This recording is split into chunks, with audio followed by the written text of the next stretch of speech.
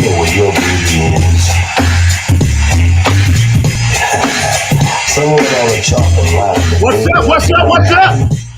Folks, from the front seat is upon you. Welcome. Well, we got a special guest for you today, yo. Welcome to Night on the Grind TV.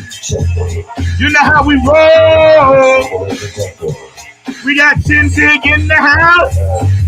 By way of Massachusetts, Boston, y'all. New York City, where you at? Let's take a summer swim. Long Island, where you at? Bay Shore, Shaolin, Queens, Brooklyn, the Bronx, Manhattan.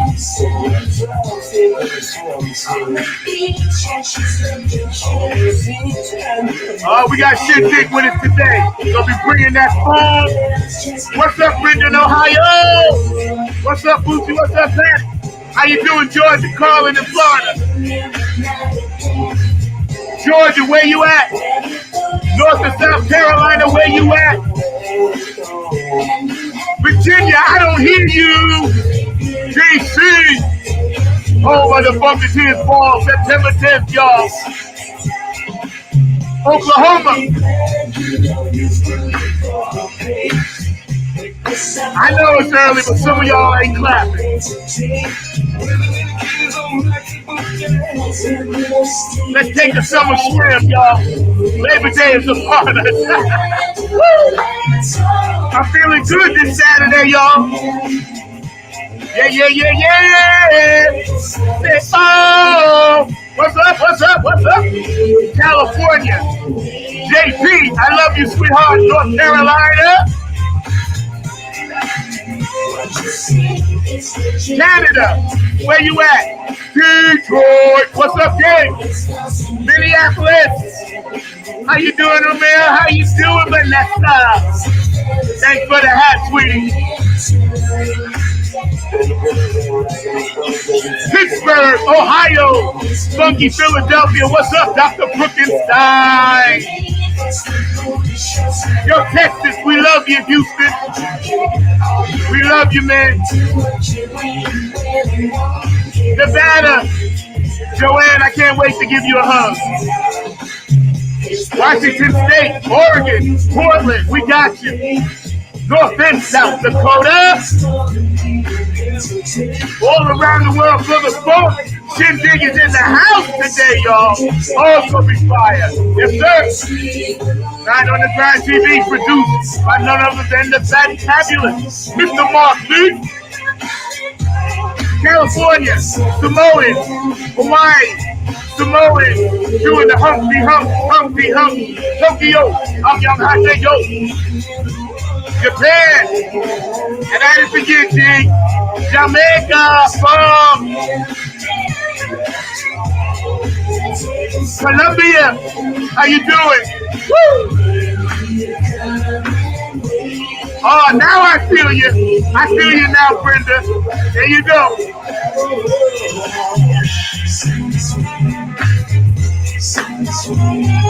Yes, sir. All around the world. For the phone. Over in Germany. Patty Soul, sister, I miss you. Isabella Becca in the house from Ireland. DJ Cocolino in Italy. I love you, bro. Love you, honey bun, over in Australia. Corbin, I love you. Egypt, Iraq, Iran. Shynn Digg is in the house, y'all. Produced by Mr. Mark Lee today, y'all. Set. Let's take a summer swim. Let's take it off. Everybody in the pool. Woo! Wade in the water with me. All around the world for the fun. Alaska, North and South Pole. Russia, knock it off. Ukraine, I got you. Yo, Haiti down there, we didn't forget you. We love you. Peace, love, and harmony on Bumps from the Front Seat. And shouts to my daughter Kayla, I love you. freshman over there, Appalachian State. Maya, you a freshman over there in Jordan High School. I love you, baby. Will you come and wade in the water with me? Shynn Digg is in the house. Oh yeah, I'm at the food today, y'all. I'm coming off no sleep. It's all good, baby. Woo. Welcome to another fantabulous show we got stored for you today. We got the main man, one of my longtime funk brothers from another mothership. Shynn Digg is going to be with us in a hot second. He just beamed in. I see he's in the studio. Thank you, Mr. Markley. Before we get started, man, I just want to give a couple of shout outs. Any birthdays or anniversaries, or unfortunately, if you had a transition, if you're feeling some kind of way, don't forget, we love you. We got you right here on the show. Peace, love, and harmony. We ain't forget about you. And for all the people around the world right now that's going through it, just know that it's for a reason. It's for a purpose. There's a spiritual purpose for everybody in the world. And everybody needs to understand we need each other. We love each other. And, we just keep it moving. That's why we do this show, because we want people to understand, hey, yo, this is about one thing. I learned that yesterday. Had a great time yesterday hanging out. But, it's about the one, the power of the one. Just one thing, man. So Digg, Deep, Shynn Digg, this amazing musician. Proud to say he's my brother. Artist, producer, writer, arranger, trendsetter, as well as one of the pioneers of the New York City music scene when it was popping at Wetlands, it was popping at GB's and everything else. This brother was doing it and continues to still do it. We got some of his music today we're going to get into and talk about the trends of music and hip hop. Right now, we're going to bring him in, Mr. Markley. My main man, Shynn Digg, is in the house. What's up? I am good, man. I'm so happy to be here and be with you and everyone, and just being involved in a space of music. Yo, brother, I'm hugging you up, man. Every time I see your face, I go instantly back to that night. I told you was leading with the face to the crowd. Yo, that's me and you, right? Dig is deep, bro. I was so happy because I booked, in advance. But when I saw, back in the rotation, I was like, oh, wow, that was quick. I'm so happy, man. But God bless you, man. How's your family and everybody doing? Everybody's good. Thank God. Thank heavens. They are good. That's good. My wife, my two kids, my mother-in-law, my dad, my sister, and, extended family, like my friends, everybody, everybody's doing well. Yeah. There have been some losses over the last couple of years, but, we acknowledged it and we move on and we keep them in our hearts forever. That's right. Yo, you're breaking up a little bit. It's not too bad, but it sounds like a little crackly. Mark, is that on our end or is that other end? I think it was, but yeah, it's cool. I mean, I'll let you know. Let me know. Yeah, it's still breaking up a little bit, so it could be the microphone or something. Yeah, Mark said it could be that connection or something. Okay, let me see. But we're hanging out today, man, with this amazing gentleman. Thank you, Mark. My producer, Mr. Markley, always back there. Keeping it funky, keeping it classy, always behind the glass, making sure everything's, correct. Well, I have my phone here just in case things get kind of murky. I can switch over. Okay. Right now, I'm on an iPad. How's that so far? I think it's not necessarily the thing itself, iPad or phone. I think it's the cord. Something with the cord sounds like scratchy a little bit. I want people to be able to hear you. Is it still happening now? A little bit. Mark, is that enough? Is that okay? Can we still? It's good. And you know what? Let me switch over to my phone. Hold on one second. I have the StreamYard here, so this might be better.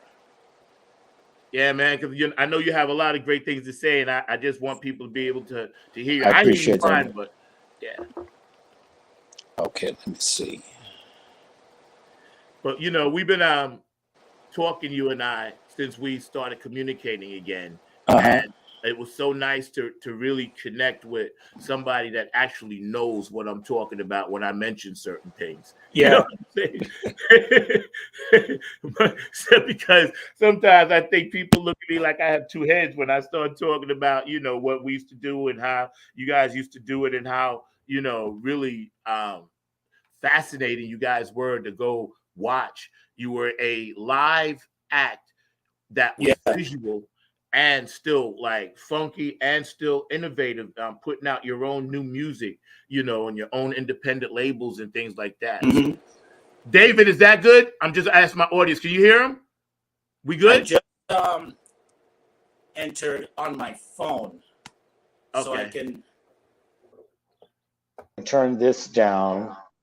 Much better. Is this much better? Yes, sir. Yes, Okay, so sir. we'll Perfect.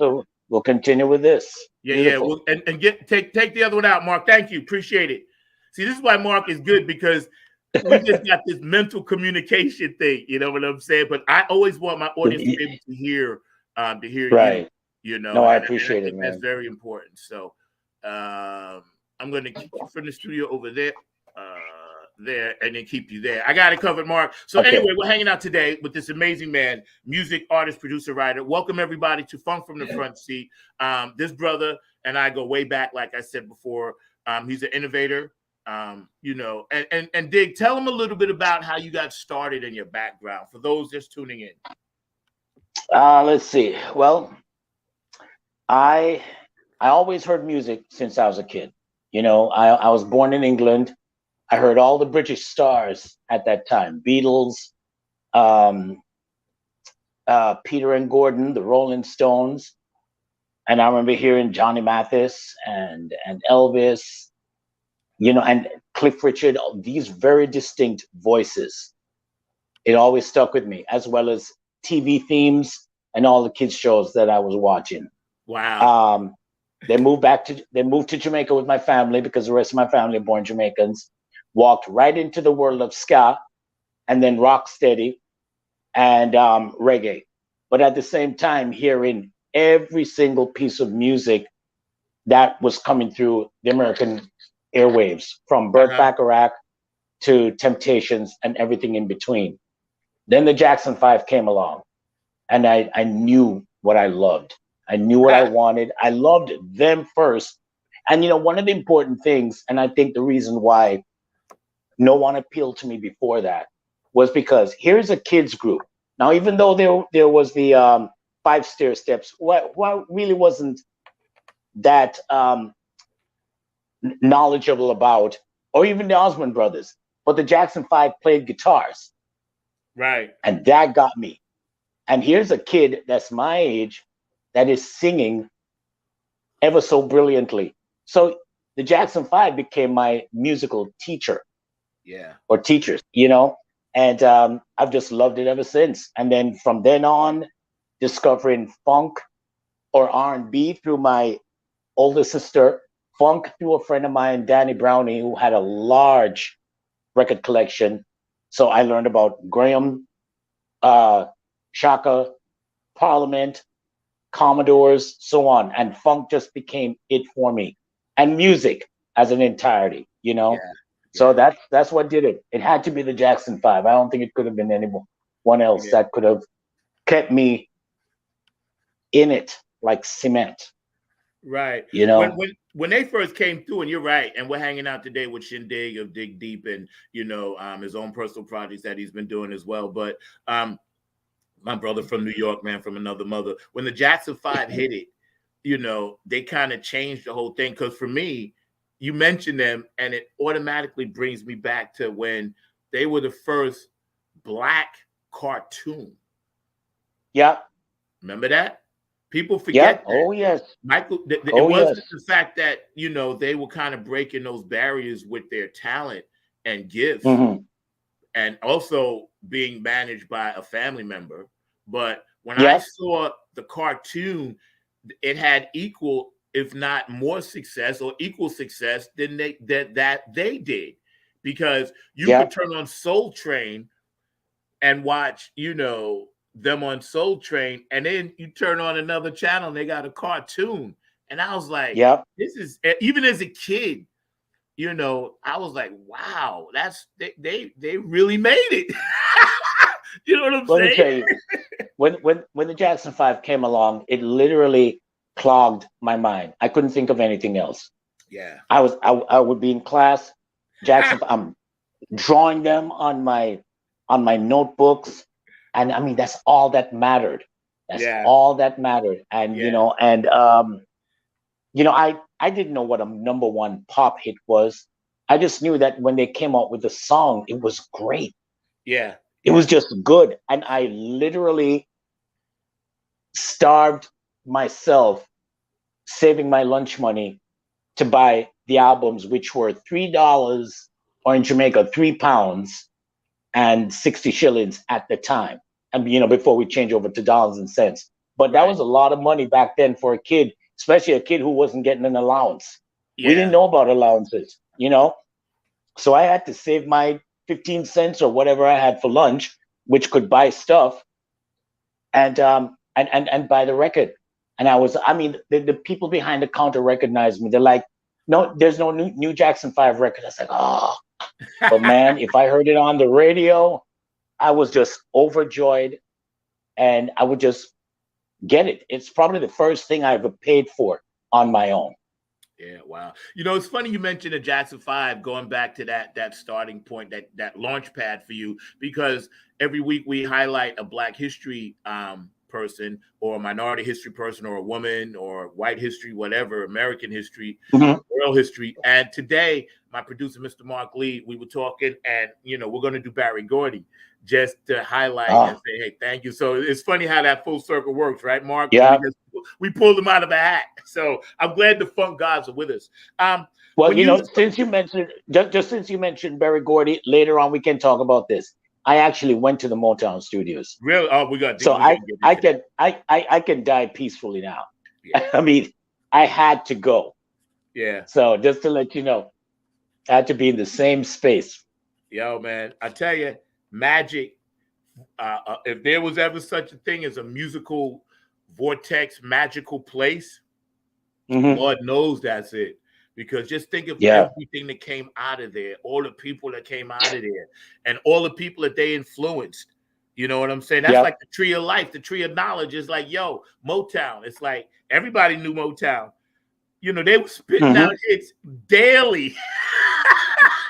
You know what I'm saying? Yeah. Spitting out hits every damn day. It's like, bang, the Supremes, Temptations, Four Tops, this one, that one, Martha Reeves, and, just like, man, oh, man, oh, man, oh, man. And then when the Jackson 5, of course, came through, they definitely helped expand it to that youthful market, that you mentioned. Yes, but absolutely. I wanted to ask you mentioned Burt Bacharach, one of the best arrangers, obviously, doing his stuff with Dionne Warwick and everything. I used to listen to that stuff too, just for the arrangement. I didn't know it at the time, what I was listening to, but I just knew it felt good. Was he one of the early influences that you started doing your writing pattern after, when you hear that music in your head? Later on, as I got older and I understood what songwriting was about. And I understood what structure was. Because just to backtrack a little, I think the first song that made me think, I can do this. I was listening to the Jackson 5's. It's a track called Uppermost. It was on their Skyrider album. It goes, there's an uppermost on my mind, uppermost on my mind. Da, da, da, da. It's like I could hear the movement and everything. And it was such a good song. And I just like, I can do this. But as I studied songwriting through all the groups, Sly and everything, Burt Bacharach, I started to backtrack and I just got a good sense of what a good songwriter he was and how much I was influenced by him. And I think Tom Bell may have led me through to him, because Tom Bell was influenced by Bacharach as well. And Tom Bell is a brilliant songwriter and producer. And you know who Tom Bell is, right? Yes. Yes. So that sound of the 70s had a lot to do with Burt's music. His use of the trumpet, The Yes. the melody, the fact that you just could not deny the melodies, you know. Yeah. And I wanted to say something that, in addition to Burt Bacharach, his writing partner Hal David was probably one of the most prominent lyricists that ever lived. But he doesn't get the spotlight very much like Burt, because Burt's the good-looking one. Right. You Right. know, Yep. Al David, as they said in his book, looked like somebody's accountant, but he was a wonderful lyricist. So the both of them together were great, Yeah. you know. But Burt was, you know, regardless of that, Burt was just an amazing. He just knew what made a good song. Yeah, And he a did. lot of times when I heard, let's say, somebody like Freddie Scott singing, "Are you lonely for me, baby?" You know, I don't know why I always loved that song, or certain songs I heard. Come to look in the credits, that Burt wrote it. Yeah. Yeah. So after a certain time, I just realized, man, not just with Dionne Warwick, he he had the golden pen. Yeah. He just knew how to structure things that made it stick to you and within you.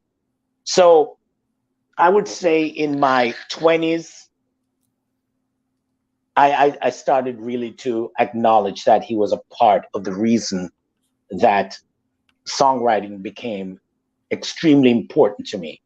And it just wasn't about laying tracks. It's like spending time with a song, even sometimes for 20 years. If it's not done, it's not done. Yeah. Yeah. You know? Yeah. So yeah, that's what Burt means to me. That's deep, man. Because and then again, we're hanging out, you know, with Shynn Digg, you know, longtime funk brother, you know, and everybody out there, please stay active on the chat line, support his new music coming out. We're going to be playing some of his tracks, and you know, we just appreciate you guys watching the show. 9 on the Grind TV, y'all are here every Saturday. Shout out to everybody out there that, you know, tuned in today. Thank you. What I noticed about that era of music. You mentioned Sly, of course, you know, and he came out of a different bag. And I wanted to ask you, did the Beatles, not the early Beatles, but that kind of mid-ish, when they were going through that change into, you know, the psychedelic Beatles, did that have any influence on you? No, I don't think I was able to really differentiate between what was pop and what was strange yet. I was too young. I think I really got into the Beatles. I mean, I got to them when I was a kid because I heard them, you know, and the music was good, and I always loved it. But I didn't follow them. I mean, I remember when, you know, Come Together was played on the radio. I remember when Obla Di, Obla Da. To me, it wasn't a strange song. It was a joyous song. Yeah. You know, I was singing it as a kid, you know, and you do your little kid dance in the backseat of the car and everything.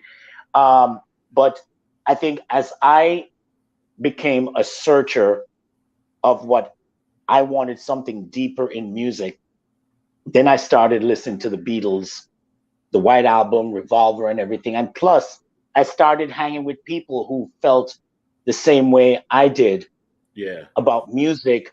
And, you know, not just the pop level, about what musicians were doing, you know? So I went back and I remember reading the making of Sgt. Pepper's. And it was a great read and quite a journey, you know? So it didn't get me when I was 10, but I think all of that started to matter to me in my 20s and early 30s. Yeah. You know, it's funny that the way music has gone full circle, you know, and how a lot of the young people that are searchers, like say yourself, like myself and Mark and others out there in the music game, they know the artist. I met a young lady last night. She said, yeah, I know who George Clinton is. And she couldn't have been no more than 22, 23, you know, and I explained to her the history of it and everything. But every now and then, some of these young people, and I give y'all kudos, you guys are definitely seeking out the right stuff to learn from, stuff that we learned from, you know. And like you said, you were transcontinental with your education and with your family. So you had a well-rounded view of say someone Yeah. that was just living in an isolated spot, man. And I know Exactly. that served you well because we hear it all in your music. You know, for instance, the song "There's a Riot Going On." You know what I'm saying? All of the stuff that's in your music. You know, I can see how it became what it is and what you do, Thank you, man. man. You And there's a mentioned. story behind it. And there's a Oh, story let me behind hear that it. song when Yeah, you're ready. yeah, okay, Behind yeah. there's a Please right. do. I know Um, we can wait. I mean, we can wait till it comes around again. okay, I yeah, mean, cool, it's cool.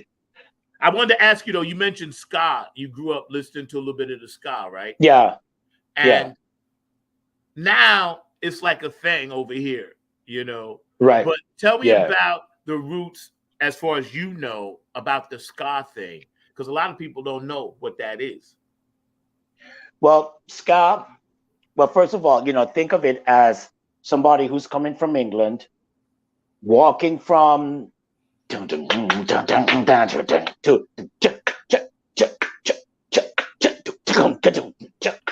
you know, and you just kind of walk into it, and it's just a part of your life, you Right. know.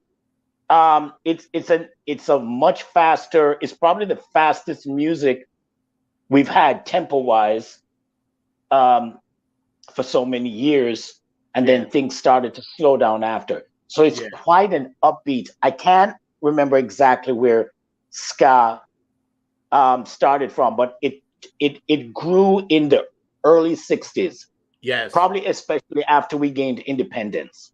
Yes. So it had a very celebratory kind of beat, you know, Right. ch- Right. ch- ch- and the upstrokes were played by the horns, a lot of big horns, trombone, trumpet, and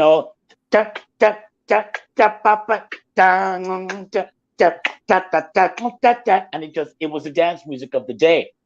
Yeah. Then Rocksteady came after and slowed things down to like Right.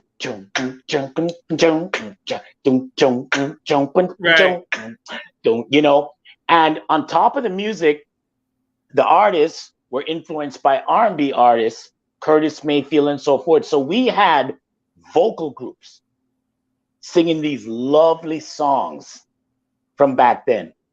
And then reggae was more of like a one drop, that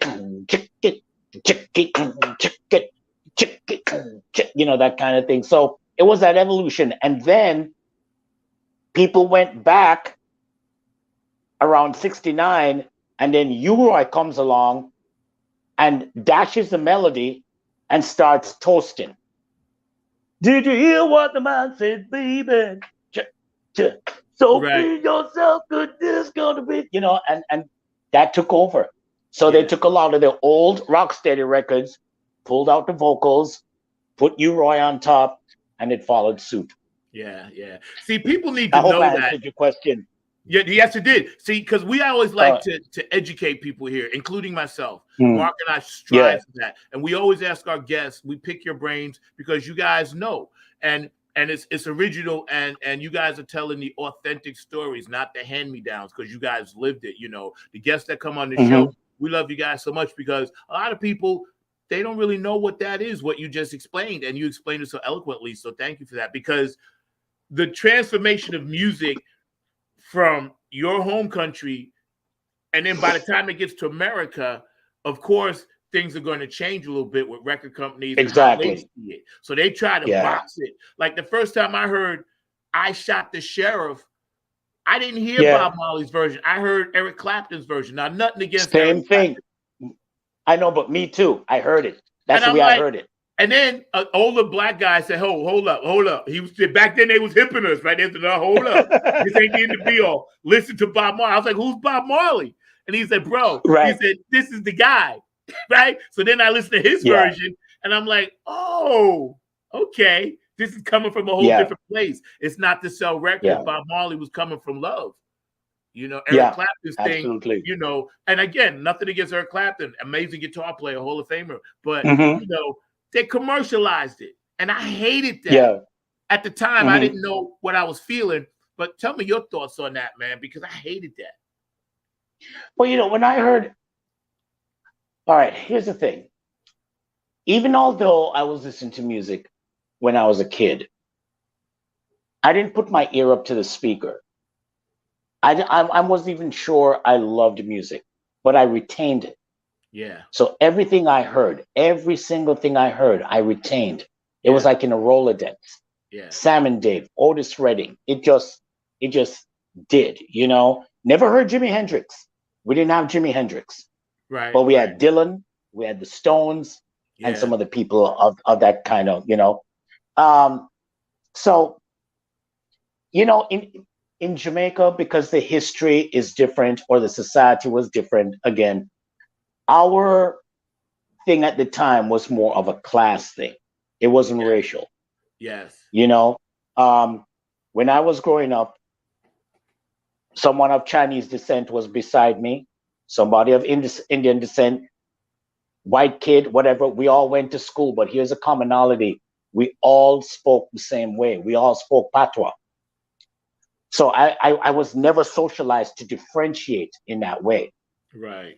So saying all of that to say that when I heard Clapton, I didn't think it was a white guy singing it. I just thought it was a good song, and that there's a Bob Marley version afterwards. Yeah. But in Jamaica, that's what got played on the radio. I don't remember hearing Bob Marley's version probably until after Eric got played, because we had two radio stations, JBC, which had the TV station, and RJR, which was totally radio. Right. They played, I think, and I'm, you know, if anybody knows different, correct me, but I think RJR really pushed a lot more of pop, soul, R&B, Dusty Springfield, you know, Torn Between Two Lovers, Debbie Boone kind of stuff. You know, even ABBA. JBC stuck a little bit. JBC was a balance and took a little bit more interest in Jamaican music of the needs of the people, or the class below middle class. Yeah. Right? Yeah. So RJR, I'm sure, and probably JBC as well, pushed Eric Clapton, you know, but it was just, I mean, even when I heard the Osmonds, I thought it was the Jackson 5, but I didn't think I was being fooled, or that, you know, I didn't know the politics of race and why these things were being done, you know? So it was just another group. I'm thinking like, was it, girl, I tell you been hurt by that look on your face? I thought that was Jermaine. Yeah, exactly. But, One bad apple. Yeah, right. But I was, I learned a lot of things. I subscribed to Right On magazine and 16 Spec magazines. And the only reason why I bought 16 Spec, because they spotlighted the Jackson 5. Mm-hmm. I didn't know they were doing it to pull black kids in, because the Jackson 5 were undeniable. They were just fan magazines. So a lot of these things I found out about the Cowsills, Bobby Sherman, Engelbert Humperdinck, you know, these were teen magazines, and I enjoyed reading them. But that's where I got my stuff from. But nothing made me think that there was some kind of racial aspect to everything. So when I heard Eric Clapton, it was like, good song. Yeah. And we were always singing it, you know. So that was it. You know, that's deep. And it just goes to show the contrast. We're hanging out today with Shynn Digg. Thank you, Mr. Markley. We get ready to take a quick break in a minute, get to Keith Jackson. And then on the other side, we're going to have Shynn Digg some of his music, and we're going to talk a little bit about that. But, you know, in America, and I'm just going to say this really quick, because I think people need to hear this. In America, as black musicians growing up, and young, you know, artists and young, you know, consumers of music, besides American Bandstand, this is way before Soul Train. There was a show called Soul, but it was on Channel 13. Yes. And that's where all the artists used to come on. You know, everybody, Lou Rawls, The Fire, Parliament, Funkadelic, and all of that. But I learned a lot from watching TV, like Hee Haw. And that's where I realized, like, you know, all those shows, I was like, well, how come there's always only just one black guy? Or always just, you know, one girl? They would have like 10 dances, got to be one black. I think it was a quota thing. That, and see, like you, I didn't understand the politics of it, but I had it more in my face, because we had, I think, a little bit more channels over here. And I was like, damn, you know, everybody is just one black guy. And that's why I learned my country music from Hee Haw. Yeah. And I loved it. Roy Clark, you know, Jerry Reed and those guys, Yeah. you know, Johnny Cash, you know, and I was Yeah. like, okay, I'm gonna put the how I feel aside because this music is great. So like you, Mhm. I understand what you're saying because it was always about the music, you know. Right. I was just always curious about why there was, and I used to ask my father, how come it's not balanced? And he said, "Hey, son, that's just the way it is. Maybe one day it'll be Yeah. better."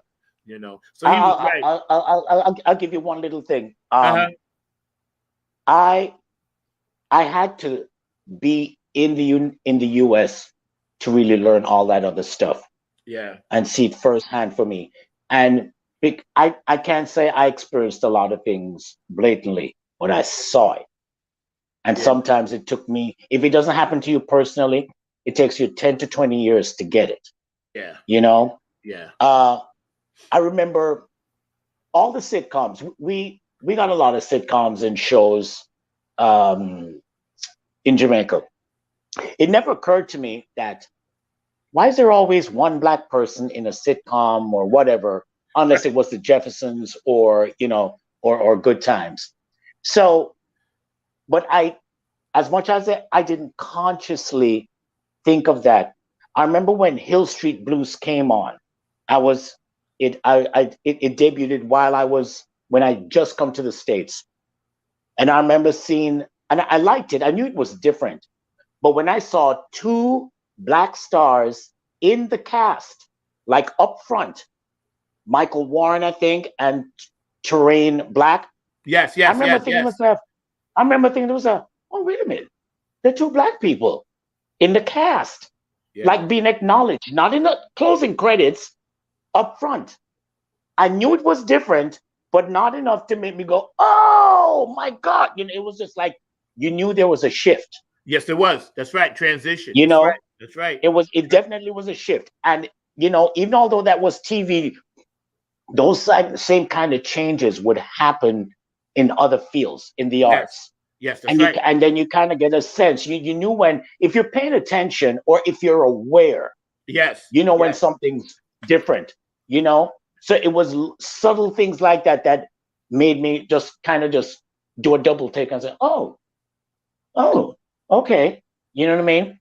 And I had to be in the US to learn all the other things I learned. And especially when I came to New York, I really learned about the way people treat each other and the way black people were particularly treated in New York. It was I had a better sense of it than I did in Florida, because Florida is so spread out, you know, and you're driving around, you're not walking amongst the people. But in New York, because you're walking amongst everybody, you're almost a witness to any and everything. And if you allow yourself to be educated and to be truthful, then you'll know what the real deal is. That's right. That's right. And you know, it's funny you mentioned that. And we're hanging out today with this amazing man, Shynn Digg, music artist, producer, writer, arranger, you know, beautiful soul and spirit. I love this brother. He's like the heart and soul of the New York City music scene. And, you know, watching Julia and the Bill Cosby show, like you said, when that shit was changing. And I used to ask my father, how come all the black people, we used to go to Memorial Day parade and all the black churches was always at the end. And one day I asked him that, you know, and then again, he said, this is just the way it is right now. And this was on Long Island. So make sure, I love you guys. You're my hometown, but shame on you for doing that, because the black music at the end with the church was the best band. You know what I'm saying? They would be doing it like a gospel thing, coming down by the, you know, where the Brentwood Road, where the parade was. And like you said, as you get older, you realize the consciousness that we and the responsibility that we have as artists. Bob Dylan said this. He said, as an artist, I have a responsibility to always seek out what's going on and try. I believe that. And right. Me too, man. Heart and soul, I believe it, man. I agree. Yep. We're going to pause right here. Mark, I love to hear Keith Jackson's voice and also one of my other sponsors, Chrissy Key Rollins. So y'all hang out a second. We're going to come back on the other side with Shynn Digg and some of his music and talk to him a little bit more. Funk from the front seat, not on the Grind TV. Nice. Hey, this is Keith Jackson with P-Funk Radio, inviting you to check out my brother Zach Robinson with Funk from the Front Seat. Saturdays, 12 noon on the East Coast, and 9 a.m. on the West Coast. It all happens on 9 on the Grind TV and also on YouTube. Great guests, great conversation each and every Saturday. That's Funk from the Front Seat with Zach Robinson on 9 on the Grind TV and YouTube. Check him out. Hey, it's Chrissy Key Rollins here with Holistic Restoration, inviting you to check out Zach Robinson with Funk in the Front Seat. He drops new episodes every Saturday at noon on the East Coast time, and replays are posted for whenever you miss a live stream. You can find him on 9 on the Grind TV and also on YouTube, and get ready for the funk because he brings it every week along with hot topics, amazing guests, and great conversations. Again, that's Zach Robinson with Funk from the Front Seat on 9 on the Grind TV and YouTube. Go check them out.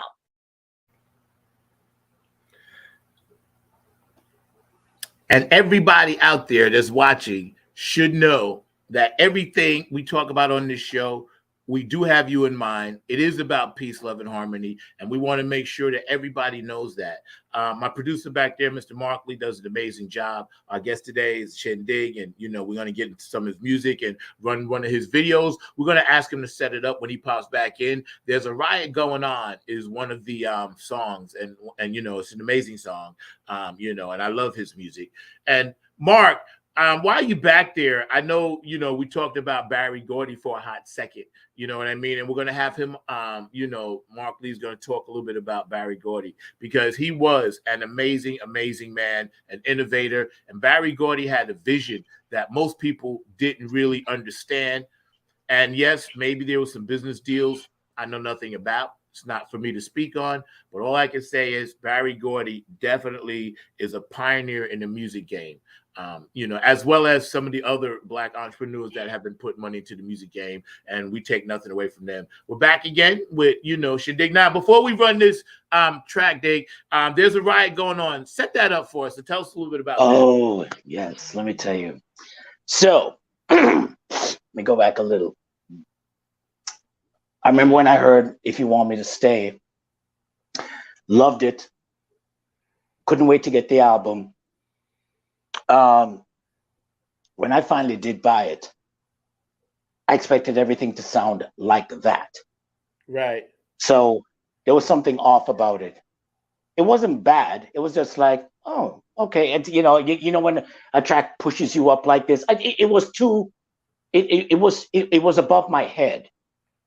Then finally, when I heard There's a Riot Going On, I must have heard it like in 76 or somewhere, 77.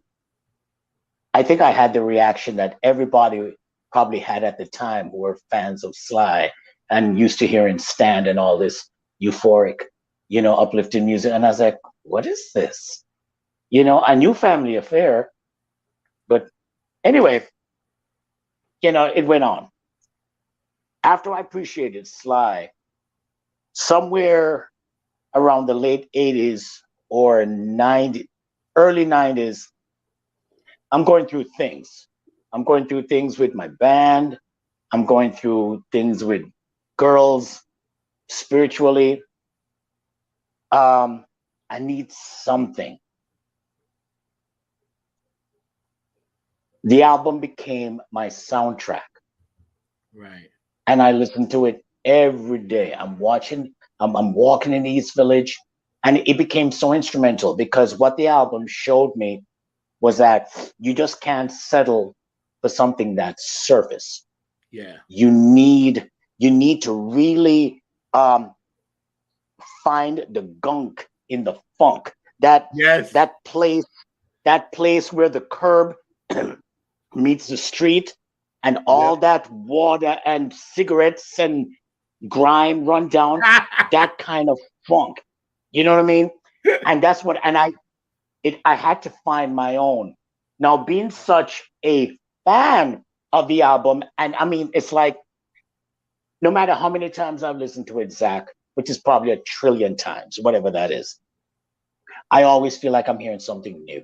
Yeah. It never gets old. Anyway, because for a lot of people who don't know this, the original record has, I don't know, 11 or 12 tracks on it. But one of those tracks is a silent track. The title, There's a Riot Going On, is not a song, but it is listed on the list of songs at 0 seconds. 0 minutes, 0 seconds. I never knew that. It is. Yeah, it's a silent track on there. It may have been the first silent track ever. Wow. And Sly's reason, which I came to find out years after that, his reason was that the reason why it's listed like that, because there shouldn't be any riots. Yeah. You know? 0. What am I going to say? But in my mind, because I was like, oh God, living Sly and the Family Stone music, I always wondered, had they recorded a song, what would it have sounded like? You know? So over time, I had to fill that void for myself. So I wanted to write something that I thought they would have done. If Sly did it, this is the way he would have done it. So I took kind of like the arrangement or the template of Thank You for Letting Me Be Myself and put it in that kind of, arranged it kind of like that. You know, so there are a lot of similarities between that and the song There's a Riot Going On, or between Thank You for Letting Me Be Myself and or Talk, you know, Thank You for Talking to Me, Africa. And I needed to fill that void. Yeah. So that's why it exists. So it's a cover song of a song that doesn't exist. Yeah. Wow. See, I never knew that about the Zeros. And we're getting ready to run that, but also real quick, we're going to also run Don't Give Up. So tell us a little bit about that one before we run those 2 tracks. Don't You Give Up. Too. I love it. Thank you. It's really about just not succumbing. You know, I think I've always been secretly telling myself, it was a way of pushing myself forward. Yeah. Because naturally, I mean, and we can go into a long thing about this, but I just wasn't the type of kid to fight for things for whatever reason. Right. You know, if things became too difficult for me, I would just back off or just get frustrated. Yeah. You know, I'm that guy. If the computer isn't working and I go back there and I can't get it, I just go watch TV. Right. You know what I mean? I'm not a natural troubleshooter, but right. In life in general, I just realize how important it is to just keep at something. Yes. And I've seen it through the civil rights movement. I've seen it through my friends. I've seen it historically, how people achieve things, and that you just have to keep on keeping on, you know? And I don't think it was pointed at, I can't remember it being pointed at anyone in particular. I just thought it was just, I had to have the mindset to be able to identify with writing something like that. Yeah. If I give up on things, I have no business writing a song like that, because I have nothing to pass on, not even to myself. Yeah. You know, so it was pretty much just something like that. That's deep. And it always oh, go ahead. I'm sorry. No, I was just going to say, and it always helps when people who hear your song realize that this is something special. Yeah. You know, and really dig it, you know. So and they can be a part of it. Yeah. See, you're a very powerful manifestor. And, you know, to take something from your mind and take those words and use those same 12 notes that we've had since history that only we can hear, you know, down on this planet, even though there are many, many more in different frequencies. But, you know, that's an amazing tribute, man. And we thank you for that, man. And I bow my head to you. Thanks, Mr. Mark Lee, we got those tracks ready. Thank you, Mark, back there. Boom, boom. We're going to run this and y'all sit back and check this stuff out because I know you're going to love it. It's all good. And I listen to music all the time. So you're my, you know, playlist. Previously on Dig Deep.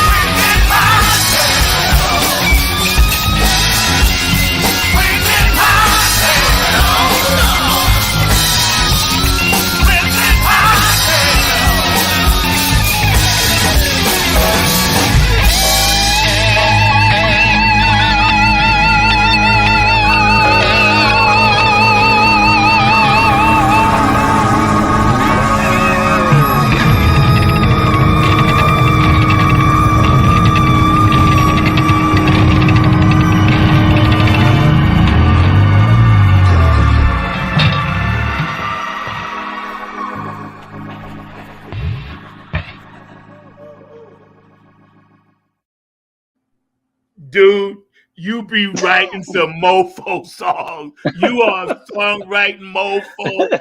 You be writing your art off.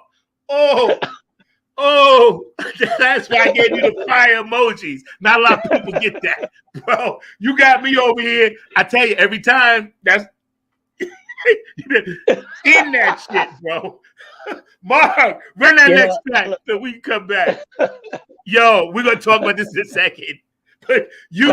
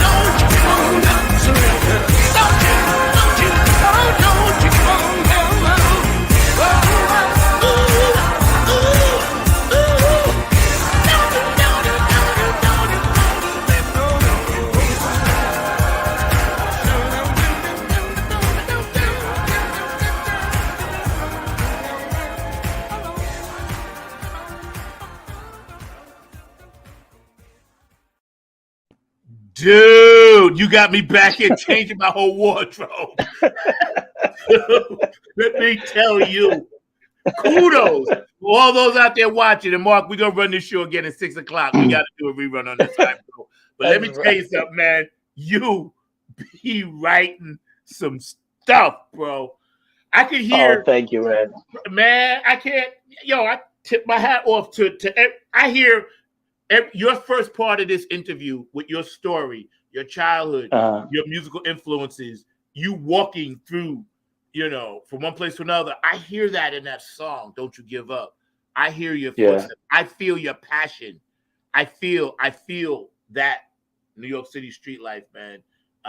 And everything. Thanks, you are a blessing. You are an amazing gentleman, kind human being, incredible artist. And I'm so blessed to have you on the show. And I know my audience. Oh, man, I'm glad to. Thank you. Man, let me tell you, man, you be writing some stuff, bro. So tell me, I'm speechless. Can I tell you that dig deep thing, that sideways bass playing thing got me twisted for the rest of my life, bro. But let me ask you, yes. Tell us a little bit about some of those band members that you worked with, and name, some of those beautiful people and spirits that helped you. Oh, yes, I wanted to. Well, there's a rad going on for that session. Shynn Digg on drums, Storm, an amazing female vocalist. She's on lead vocals, on vocals as well. Jerome Jordan, Michael Barnes, this young gentleman by the name of Ethan White, who unfortunately passed away about 5 years ago. Yeah, he played keyboards. And another friend of mine, Tara Reynolds, who in her own right is a legend. She's a violinist, guitarist, and writes some of the best songs. Let me put it this way. I'm going to go out on a limb and say here, Tara, if she, let's say, for instance, she got the ideal exposure, Tracy Chapman, India RE, and Joan Armatrading would shiver. She is an amazing songwriter. I mean, I can't even tell you, but she's like, I look up to her. She's a wonderful musician, and we've been friends for like over 20 years, and she's just a phenomenal musician. Ethan was her husband. Right. Okay. So, it was unfortunate that he passed. And then on Don't You Give Up, Jerome is on there again. Sean Dixon, my friend Glenn Mauser played saxophone. This young lady by the name of Julia Laporte, she played strings. And who else? Trying to think. Oh, and another friend of mine, Laura. Oh God, what's her last? I forgot Laura's last name. Anyway, those are the musicians on there. Yeah, wonderful musicians. And I was just going to say, a lot of musicians come out in New York. They're people that I've known for years. It's one of the best places that I've ever been blessed to make music. It couldn't have happened anywhere else. Yeah. Some of the best musicians are in New York, and inspirational. New York, makes you, I know for me, made me want to find my own riot. So however Sly had to find his riot, I felt as a musician, I have to find my own. And I think that's what I tried to inject into There's a Riot Going On. It had to sound like it would have come from that period or that album. I wasn't trying to make it slick. I wanted to illustrate whatever I was going through painfully, the very same way Sly did for that album. It was a reflection of him. He painted 1971 and 1970 with that album, and I just want to do the same. But those are the people that who I'm forever in their debt, who just came when needed and contributed their time. Yeah, it's funny you mentioned about that because when I listen to your music, man, and we're hanging out today with the amazing Shynn Digg, you know, Funk from the Front Seat, Not on the Grind TV. Thank you all for tuning in. Dr. Brookenstein, you know, I love you, bro, up there in Philly. And Mark Lee, amazing producer back there holding it together. Your music is so in depth with layers upon layers upon layers. It's like universally layered. And the way I put on, or someone listens to Shynn Digg or Dig Deep song, within 2 to 3 seconds, I know it's you. And that's the essence and the amazing gift you have to share with us. And it's so cool to just like, that's him and her and the people he works with, and within 2 to 3 seconds. So to me, that's like the highest tribute I could pay you, because it's you. Thanks, man. And that music stimulates me. It moves me. I heard all of you guys first. I told you that. Nappy Head came after all of that. I was coming. Right. I was looking up to you. I was looking up to Pocket, to Craig Jamu, to Pearl, to Kevin, or John. I was looking up to you guys, because Long Island, we didn't have that. You know what I'm saying? And then when I got into the Queens thing and moved to the city in Staten Island, I was like, oh, so there is that next level. It does exist. It's like Game of Thrones. I knew what was behind the wall. I couldn't get there. You know what I'm saying? Right. The night watches was holding back. Bro, let me tell you, when I heard y'all for the first time, and then I said, there's more than one band like this. It was like y'all were on a lineup. It was like 5 or 6 of you guys in the Wetlands. Yous were headlining. It was a great time. Yo, you know, bro, as you mentioned Long Island, there's a place that we used to play out there called the Funky Fish. Yes, we used to love to play. We worked there, Yeah, the Funky Fish, man. Those were great times. And I brought this out just for you. One of Craig Jamu's original card posters. This was, I saved this for this show. This was the one where our birth certificate, Nappy Head Funk Army, was this show. And I saved this because remember these little things? Remember them? Yeah. And this was at the Lion's Den, or the Red Lion. Dr. Brooks will know, but I think it was the Lion's Den or the Red Lion. Yeah. That was our birth certificate, Nappy Head Funk Army. But I wanted to tell you, we wouldn't have that birth certificate if it wasn't for you. All right? Oh, we started our thing because of you guys. And I wanted to say that and surprise you with that. I've had that since 1998, bro. All right? Wow. 1998. Thank you, sir. Thank you. And it's still in mid condition.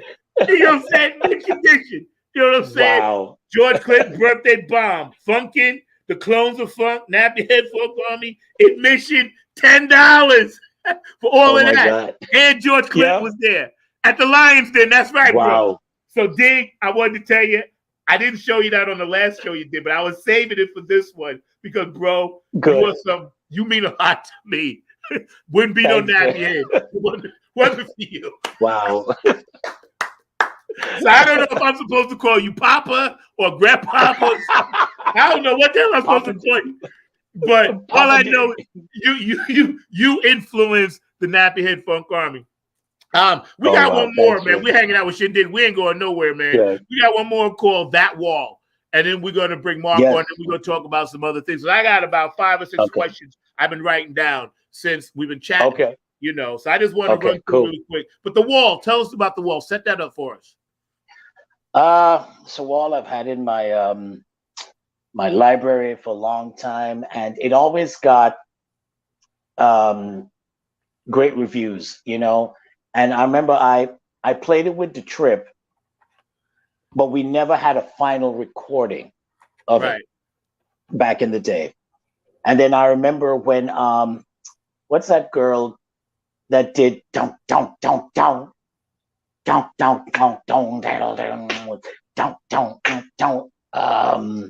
God, I can't remember the name of the song. But anyway, it came out, it was popular, and I said, that sounds like my song. Right. I mean, fuck it. Then excuse me. You know, I said like then I'm gonna record that once and for all and just put it to the side. So that was it, you know. And there was I think at the time, I think that when I wrote that song, it was during a when I could write fictionally, because I wasn't experiencing a lot myself. I didn't know what it was like to write from within, but I could write fictionally. And I felt like I could write good songs, just taking any scenario and write about it, And that's really where that came from. It turned out, though, that it does feel personal. I just wasn't going through it at the time, and the song is about people who have to or go through taking care of a family, dealing with a drug problem, and in essence, building a wall around them, and they just cannot knock it down. They just can't kick it down.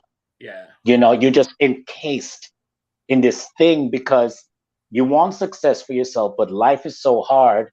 And then you stray and you have family to take care of. Yeah. And it just becomes a difficult time. And the thing is that I just need to get out of this.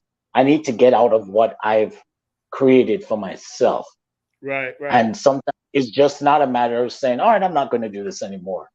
It's a hard incline, to break down these things that you put up around yourself. It could be anything from as simple as, like when people say you need to get out of your own way.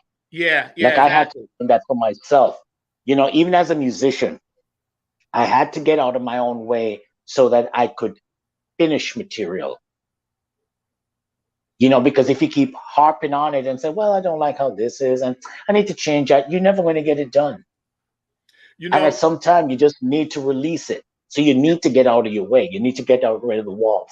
That's why I always dug you, because while you're doing, the process you just mentioned, you always had that spiritual side. The few times I got a chance to rap with you back then, you had that spiritual side, and you were able to see with your third eye, which is something I tapped into. Just being around you guys, I said, wow, there's a tribe of people just like me that understand that music is a more than just the notes on the paper or, the bass line that you're playing. There's a certain amount of spirit and soul that goes into every little word or every little thing that you write or something, the young lady may sing or somebody may blow.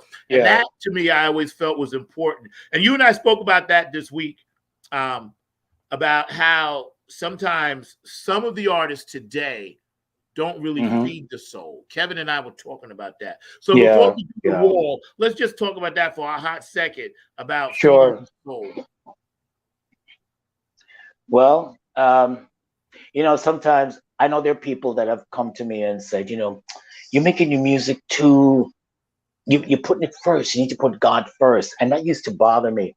But eventually I realized that God was in my life to begin with when I was a kid. Even if I didn't understand what it was, I knew there was something other than myself. I just couldn't explain what it was. And at times it made me a little afraid, but I knew I wasn't alone, or I knew it just wasn't about me. But I had to go through a whole lot to really believe in my soul and not to be convinced by even the preacher on the pulpit who claims to know the Bible word for word. That's fine. I had to go through a lot of pain and serious, probably a couple dark places to know that the soul is important. And if it's not there, I don't know how it affects everybody else, but I know it makes me feel empty, and it makes me feel like I have no purpose. What is the sense of living? So whatever it is, I always thought to myself that no matter how bad things may get with me, because in New York, the possibilities are great for that. It's great for a lot of success, but it's great for a lot of just like to be on, the skid row of life. And I said, no matter what, I will protect my soul at all costs. I will never give. Amen. Yeah, I will never barter my soul. Never. Yeah. So I've always held on to my soul. And it's funny, even since this year, I've always struggled to read the Bible, you know, and I think because I not struggling that I didn't want to read it, but I'm not really a reader. I'm more visual. Yeah. But I've read the Bible over the years. I even did a thing with my church in New York where we spent a year reading the Bible from cover to cover. And I wanted to do that. But at this point in my life, Zach, I really only read about Jesus. Amen. There's Mark, Amen. Matthew, John, and Luke. I'm not concerning myself with anything else because I see what people do with it. So Yep. to make my life simpler, I'm like, you know what? If Jesus Christ is in my life, and that's what I believe, I'm not putting it on anybody, I'm just going to read about him. And that's what I do. And there's no pressure. I don't feel the pressure to know what Revelation is. I don't need to know the pressure of what Genesis is or whatever. I know what my Genesis is. I would like to have a nice revelation, but right now I'm living in between. That's right. And Amen. If I've come to the point where I think Jesus is important in my life, it's not something I don't have this discussion with anybody. Only people who would like to listen or share. Mm-hmm. This is all that matters to me, and I just kept it. Not Proverbs, not Acts, not Corinthians, just about Jesus. I just Amen. like the story of Jesus, maybe the same way I like the story of Dr. King. You know, that's it. I just, well said. At this point in my life, I just want to keep my life simple. Yep. Focus on the things that matter to me. Yep. I'm not trying to be a Bible thumper or anything, you know. Yep. And see, that's well said. And you said something very important, because by you doing that, you spread peace and love to everybody around you, and then it blossoms, because that's what it really is. A good friend of mine, JP, and I love you for that. You know, in North Carolina, we talk often about this very subject. Just be in the moment, be happy. You know, my dad was a minister, but I never was really a Bible. I had to learn the whole thing, but a lot of stuff, I applied it to some stuff when I did my spiritual purpose CD, Revolution, but also I also applied the street to it. So again, I just took like you the mixture, and I think we're better off doing that, because sometimes I think religions divide us, and that's a whole nother subject for another day. I think they do. But getting back to the wall, speaking of division, Mark, you run that for us, man. We're hanging out with Shynn Digg today, having a great time. I'm loving it, bro, man. You're an amazing man. I'm so glad like we reconnected. You make me smile. Thank you. Don't pay the well. You got a wife and child going through hell. This ain't that nice. What am I gonna do? Too many pressures and leave one going through. I can't take it now. Feel like I'm only free, y'all. Sitting down and dry, and I just say, oh yes.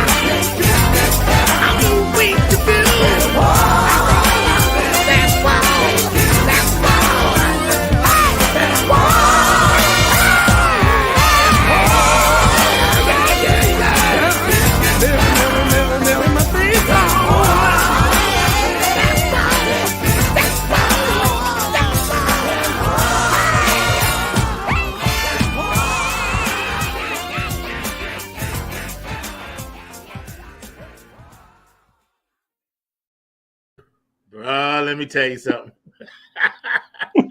Y'all be putting it down. Now, who played on that track, man? Okay, Lydia Harrell, who's a lovely singer here, fantastic singer. She sang vocals with me on that. Jerome Jordan played guitar. That's him on the lead guitar. Who else? Oh God. My friend Glenn Mauser played horns on that. Drums, let me see. I think it was my friend Sean Dixon. He was on drums. I have everything written down. All the credits somewhere. I did vocals, of course. I did, and I think I did keys as well, and bass. And probably did some guitars too, So shout out to those amazing people, and thank you guys for staying active on the chat line. Dr. Bruckenstein, of course, Arthur Brown. Thank you, brother. I love you. Thank you for supporting the show, man. We're watching as you guys tune in, and we'll get to all the comments. But I appreciate you guys watching. Thank you for the thumbs up, Arthur, and I hope you're enjoying Shynn Digg and his music and this interview, and Dr. Bruckenstein for all you do. Hey, this funk is for you, bro. But I wrote something down when you said before the gunk in the funk. I wrote that down. Yeah. I'm gonna start working on that song. You got to get on it with me. Right? Okay. There's gunk in the funk, bro. I didn't forget that. That's why you see me always looking down. When you see me looking down, I'm writing. I'm writing songs. Gunk in the funk. The cigarette ashes run through the drain on top of the cans and the whatever the gunk in the funk. The can, the can, the soda cans, whatever it is that. I've seen that so many times. The Colt 45 bottle. Colt 45. Rappers, the Wrigley's, rappers and everything. Just there. Right there, running down the street. Funk. Yo, that's a song. I'm working on it. As soon as I get money for the studio, and if out there and you want to support me, please send me some money. So I can record Gunk in the Funk. But that's that's what music means to me, It's just, it's everything, and I think, it's important to me to document everything that's in my head, at least most of it. I realized at some point that waiting on a record company to get stuff done wasn't the way, And after 12 years of trying to get a record deal, I was like, that's it, and I said, I'm going to just lay it down, get out of my head, because it takes up space. You keep imagining what it would be like instead of just doing it and putting it out there. Amen. So I really dedicated the last 22 years to just get everything in my head that just wouldn't leave and putting it out there. And, I don't know what perfection is, but I do know if I can hear it, whatever it is that's in the mix, it's done. So, and the Riot album may have been my template for saying that, listen, it doesn't need a spit shine. It just needs to be put on and you start walking, So everyone is going to have something to say about something no matter what you do. And since I don't have any songs on the charts, or I'm not trying to present it to some board of directors, all I'm concerned with is that it gets out, it's on some kind of vinyl or digital medium, and it's out there and it's done. And I don't have to go back to it. I can move forward. Yeah. Because it's done. Yes. Well said. And, for you young musicians out there watching, man, heed what this brother's talking about. Because now in the days of digital and independence, this brother was independent before independent was a thing. Wetlands musicians was doing independent stuff, selling stuff out of your trunk, selling stuff off the stage. Before independent stuff became popular. So this brother was cutting edge, ahead of his time. Kind of like Prince did it, I'm gonna bring my producer, Mr. Mark Lee, on. Come on, Mr. Mark Lee, get in here. My Cash App. Yeah, glad to get all in here. I was saying that you might want to put that on there, so I don't have a Cash App. Well, PayPal, whatever you want to use, so the folks can actually send that money to you and everything. But I was also going to hold on. If you want me to tell him, at Zach Robinson, that's my PayPal. That works. So that we definitely need to let them know that in case they want to send you something along those lines. I also got to tease y'all about something because y'all were talking about those church bands at the end and all of that. And I can tell you that it's usually the best bands at the end anyway, because I know here it's usually Hillside or Helping Hand or one of those bands that you got to wait all the way to the end of the parade to get the best band and all along those lines. So I'm not surprised that the church band was toward the end and all of that, because they always save the best for last.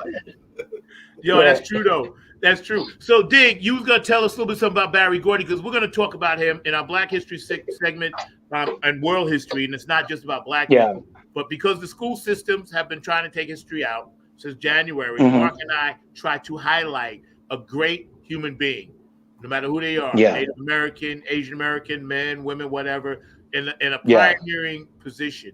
And this week we highlight none other than Mr. Barry Gordy. So tell us your quick story before Mark brings this picture up.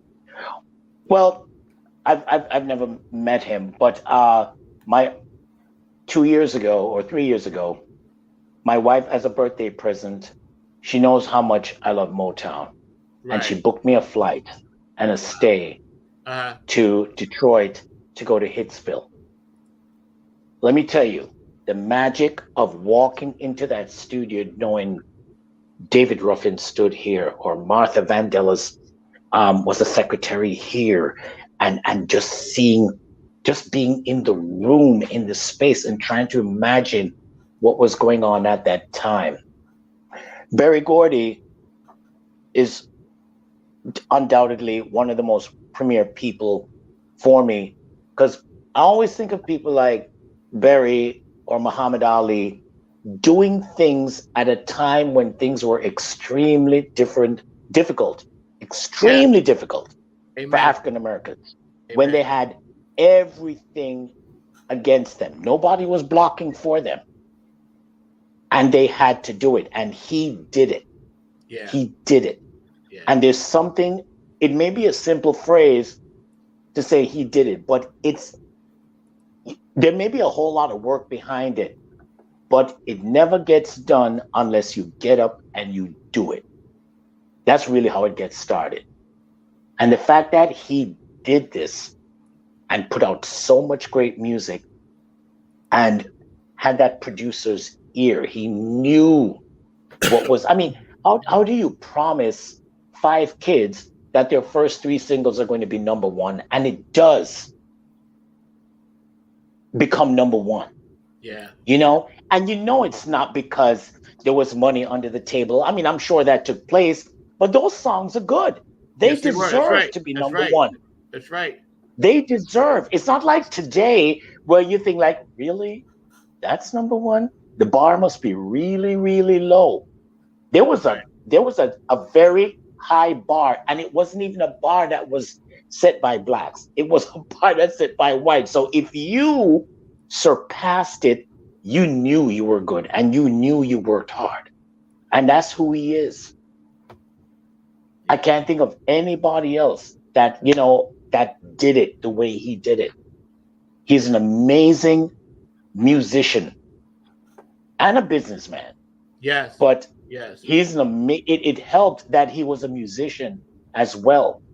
He knew what was good, and he knew who was good. That's right. And he brought people together, and he did just what he was taught on the assembly line.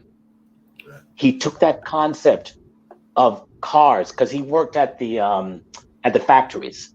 And he took that concept of cars just being fixed and going out. It's the same thing with songs. It's never been done after. He did it first and did it best. That's right. I agree with that's you. really, I mean, I would love to meet him, but man, I'm just glad that I was able to go to Motown Studios. There's no other studio that I need to visit. That is the classic studio, because it was a house in a neighborhood doing it.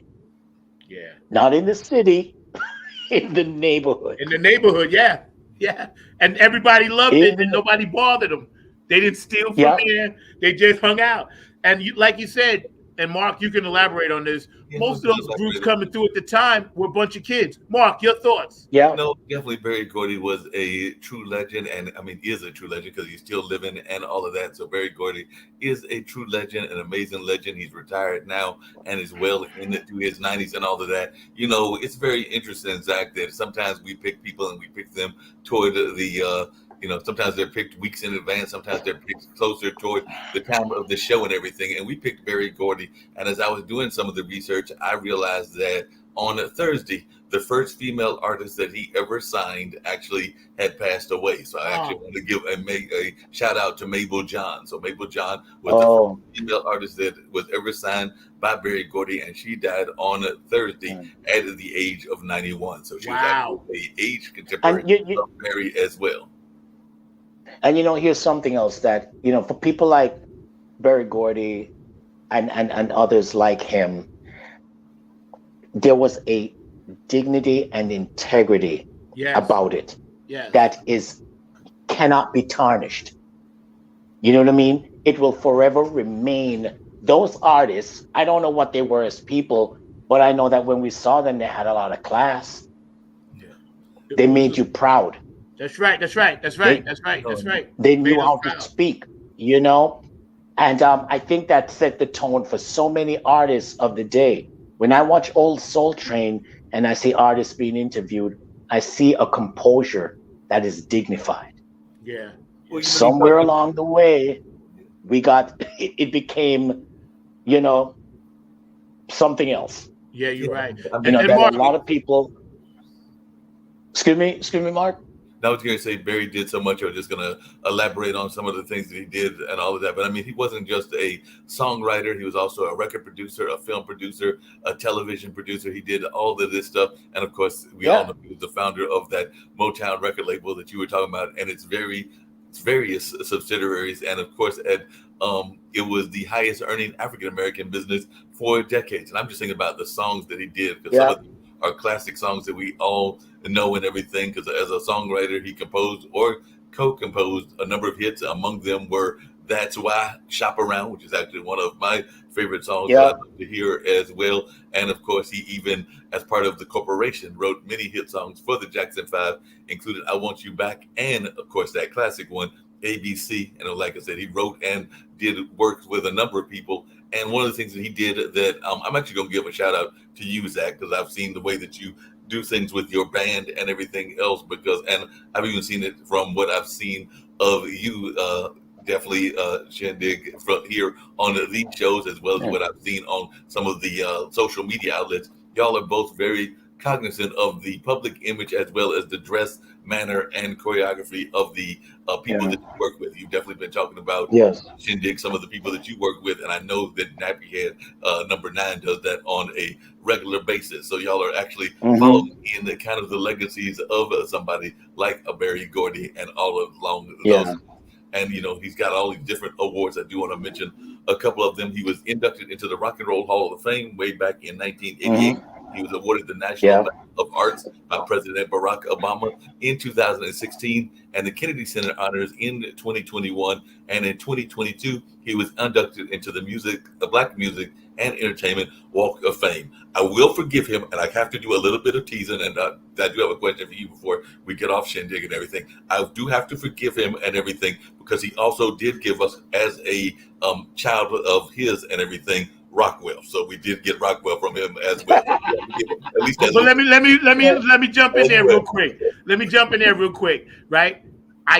We can't sit and you know, obviously we giving Barry Gordy the praise, but I can't let this go by without mentioning the Funk Brothers. All right. There's a documentary out there called Standing in the Shadows of Motown. I urge everybody to watch it, musician, non-musician, because it actually shows the people that Barry Gordy hired to make this music. They will call the Funk Brothers, and they don't get enough credit, but they played on more #1 hits than the Beatles, the Stones, Elvis, and anybody else you could think of combined. So we have to attach the Funk Brothers to Barry Gordy, him being the head, you know, and having the vision, but his vision was carried out by himself and those very, very, very talented musicians that came. And I love the winning fact that that bass. and I love the fact that he brought a sense of family Yes. to it. Yes.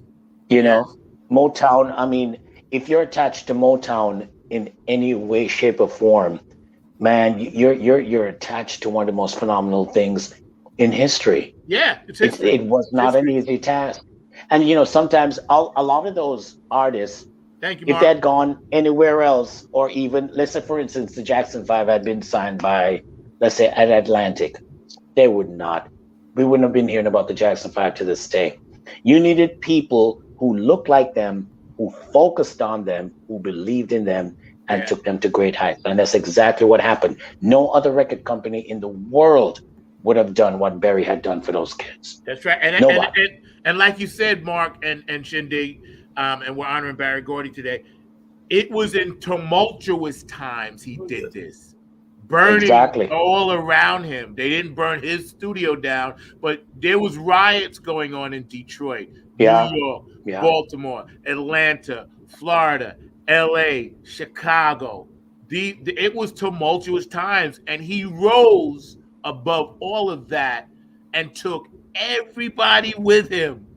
That's some amazing shit, man. He did. This brother, he's like, listen, I'm going, but I'm bringing all of y'all.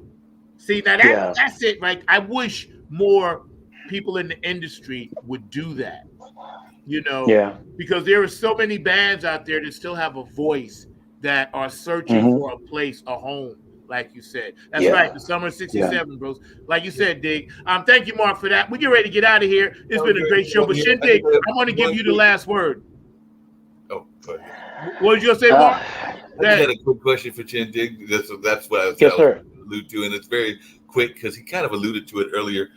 A lot of times commercial radio is not given enough voices to those that are out there like you and like Nappy Head and a number of others. So I just wanted to know your thoughts around that, because I do get frustrated with the powers that be, that I can name them, but I'm not, the two or three kind of networks that kind of run mainstream radio and mainstream entertainment. But I'd love to hear your thoughts around that, Shynn Digg, as one in that space. Well, there was a time when I did chase that. That was in the 90s. In the 2000s, it stopped. When I lost my band and the people who were in it, who were very dear to me, I realized that I had nothing. We hadn't recorded anything that was finished, and I felt like I had just a whole lot of paraphernalia, but I didn't have anything to show for it. I didn't want my dependency or my want on record companies or commercial radio to define me as a musician. I had to think to myself, if I have a God-given talent, as so many people have told me, then I need to do it regardless and without expectation. If I'm going to wait on commercial pop radio or record companies to get things done, then I'm never going to get anything done, and I'm going to become a farce. I'm going to become invisible. I'm not going to do what I naturally found for myself. So, saying all of that to say that I'm really not concerned with commercial pop radio, in the sense that you never know what people are going to love. Sometimes they love, I've written songs and thought, oh, this is it. This is going to be the one. And it wasn't. So it's more important for me just to keep writing, putting my albums together, having some kind of vault for myself. Somebody may discover something. And if it happens like that, it does.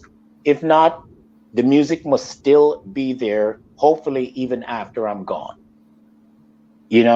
So, but it's my responsibility to do the music, to write the music, to finish it, regardless of pop radio or whatever. I'm on Zach's radio show. That's a big deal to me. Oh, man. That is a really big deal to me. And I've learned to look at the things of this level, not as a lower level, but as a platform. You know what I mean? Because I've learned a lot about pop radio. I know it's great, but it has its corruption. you know. And when people come to me and tell me they love what I do, that's pop radio to me. So I'm not even there. In fact, the minute I stopped chasing those things, I got so much more done. I got so much more done that I feel really good about, and I can keep going forward. So pop radio is great, but it's probably just going to have to do without me. You know, I mean, I may never get on pop radio, and that's fine. I'm really good with that because I feel that even as people historically, there's so much that we've had to do independently to get where we need to go because we weren't part of the whatever is popular. You know what I mean? It's like trying to get to crossover. I'm not concerned with that. I'm concerned with writing music and whatever platform recognizes me and they genuinely like what I do, then that to me is pop radio or pop TV or whatever it is. Yeah. You know?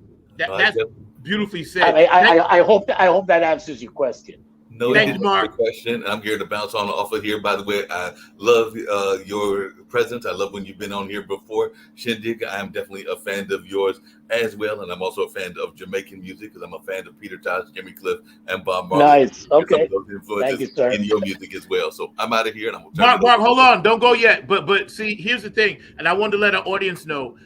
Mark and I are getting ready to roll out, some excerpts starting, probably in the middle of September. We'll announce it because we're going to be doing some of the excerpts from all the shows that we've done, and they'll be on YouTube. There'll be shorts. There'll be little, clips, quick 5-minute clips of interviews like this, and we're going to actually put it on Spotify and all these other platforms. So for the audience out there, we are getting ready to expand. We're just not going to throw it out there. We're very organized here at Funk from the Front. So we're going to roll it out, let you guys know, and we're going to be doing shorts because what you said so eloquently, Dig, is so important for people to hear because being independent is what we all strive for. Prince fought so hard to get his name back. So you were pop music before, and you still are because people dig your shit. And that's just the bottom line. All right, Mark, let's get out of here. And y'all stay tuned for that. We're going to roll that out. I'm going to give Shynn Digg the last word. Any words of encouragement or enlightenment or any motivational, inspirational things that you want to tell people, man, about anything, you go ahead and do that because and then I'm gonna come back and we'll head on down. To my fellow musicians, if you have it within you, if you have the talent, please don't wait on anybody to do it for you. Just do it and get your material finished because that is the primary accomplishment. And if people help you out, help them out. Be open, be available, and be a part of that community and never forget that community that you're a part of. I feel that I belong to a community of musicians that I've known for the last 30 years, and they are very dear to me, even if I haven't seen them for maybe 20. But some of the best players I know are on this level. They're not all signed. They're not all on radio and everything. I've seen brilliant people that I know that I rely on, and when they play on my music, one of the great things about listening to songs that I've written is hearing their performance. And that's what keeps me listening to it, where I can go, oh my God, listen to what Jerome is doing. Oh my God, listen to what you just did. Those things are important to me. And what is also important to me is being on Zach's show, being on platforms like this, and being recognized. Recognition has no measurement. It just needs acknowledgement. So that's all I want to say. Just keep doing it, everyone.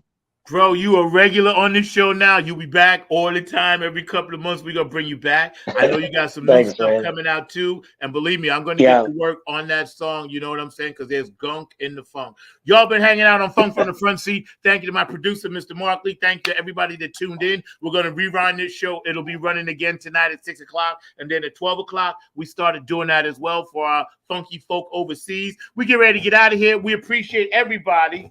And we're going to get out of here with a little bit of Prince. Funk from the Front Seat. Boston, Massachusetts was in the house. New York City. Minneapolis. D.C. Philadelphia. Georgia. New Jersey. You heard? Make sure where you at. Ohio. What's up, Brenda? What's up, Boosie and Patty? XOTV. And don't forget, September 10th, the Funky Tears Ball, Bethesda, Maryland. So y'all come down and check that out. We had a great time today. I am lifted. Shynn Digg was in the house. His brother, I love him. Florida, North Carolina, JP, I love you. South Carolina, Virginia, love you, my family. Got a hump in my back.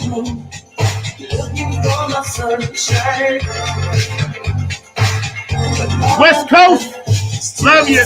Hawaii, Samoa, doing the Humpty Hump. Japan.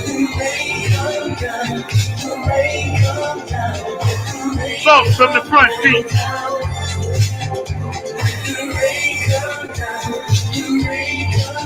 Canada, Switzerland, Ireland, what's up, Elizabeth? Italy, DJ Copolio. I love you, Carmen, in Australia. Love you, Daddy. Germany, Switzerland, shout out.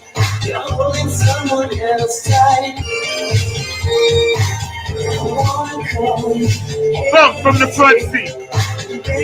Every Saturday, 12 p.m., 9 on the grind. I know your hands underwater. So let it come down, yo.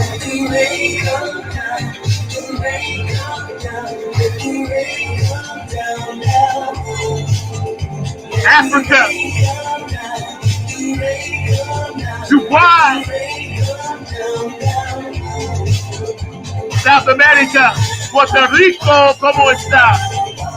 Haiti, we love you. Jamaica, folks. We love y'all out there.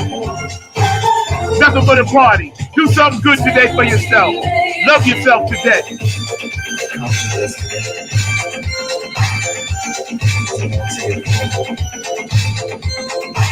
Thank you, my producer, Mr. Markley. I love you, bro.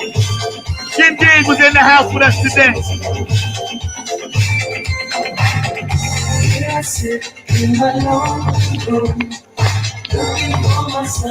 Minneapolis, where you at? Detroit.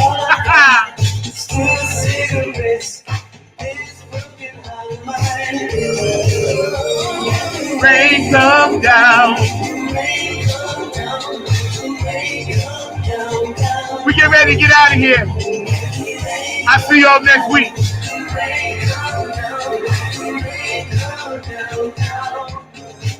And don't forget, love yourself. Don't be hard on yourself.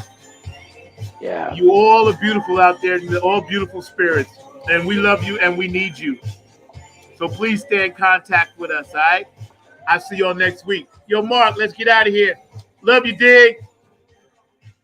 Peace, bro. Thank you. Thank you for everything. Thank you, my brother, man. It's been a great ride. And I'll see y'all next week. Peace. Peace.